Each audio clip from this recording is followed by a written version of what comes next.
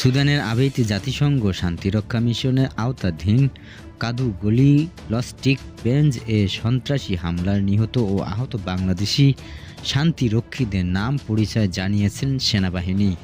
হামলায় ৬ শান্তিরক্ষী নিহত হন এবং ৮ জন আহত হন বলে গতকাল জানানো হয়েছিল। আহতদের মধ্যে একজনের সফল অস্ত্রোপচার সম্পূর্ণ হয়েছে।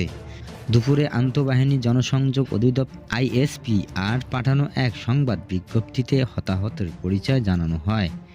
আইএসপিআর জানায়, সুদানের আবিই এলাকায় জাতিসংঘ শান্তিরক্ষা মিশনের আওতাধীন কাদুরি লস্টিক্সের বেজে শনিবার ১৩ ডিসেম্বর স্থায়ী সময় আনুমানিক বেলা ৩টা ৪০ মিনিট থেকে ৩টা ৫০ মিনিট পর্যন্ত বিচ্ছেদবাদী সন্ত্রাসী গোষ্ঠী কর্তৃক ড্রোন হামলার পরিচালনা করা হয়।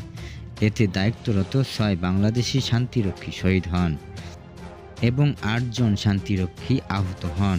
কর্পোরাল মোহাম্মদ মাসুদ রানা নাটোর, সৈনিক মোহাম্মদ মমিনুল ইসলাম কুড়িগ্রাম, সৈনিক শামীম রেজা রাজবাড়ী, সৈনিক শান্ত মণ্ডল কুড়িগ্রাম, মেস ওয়েটার মোহাম্মদ জাহাঙ্গীর আলম কিশোরগঞ্জ ও লন্ড্রি কর্মচারী মোহাম্মদ সবুজ মিয়া গাইবান্ধা।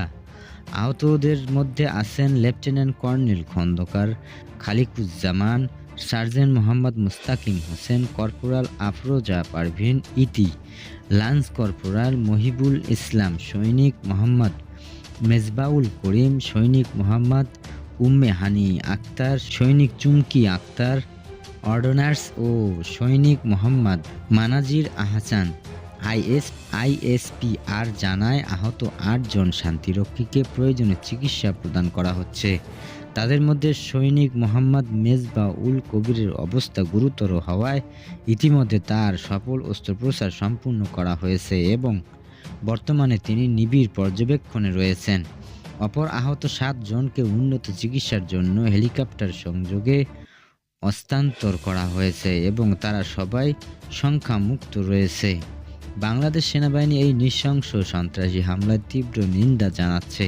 শহীদ শান্তিরক্ষীদের আত্মত্যাগ বিশ্ব শান্তি প্রতিষ্ঠা বাংলাদেশের স্বীকৃতির এক উজ্জ্বল ও গৌরবময় নিদর্শন হয়ে থাকবে।